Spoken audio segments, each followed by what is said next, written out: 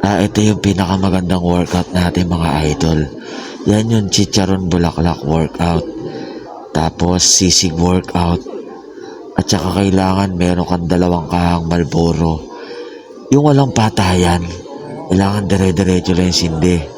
Tapos after mo gawin to, kailangan maglulo ka ng 2 dikit. Magkasunod yon. Tapos workout ka ulit. Tapos kain ka ng sinangag. Idol, pwede po bang mag-gym? Tapos after nun mag-gym ako? Actually idol, pwede naman. Para mas maganda yung effect sa full body workout mo.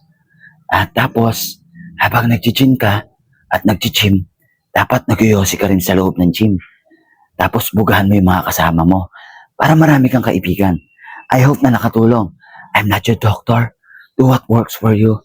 Tama kayo, bitin ako. Ang unggoy!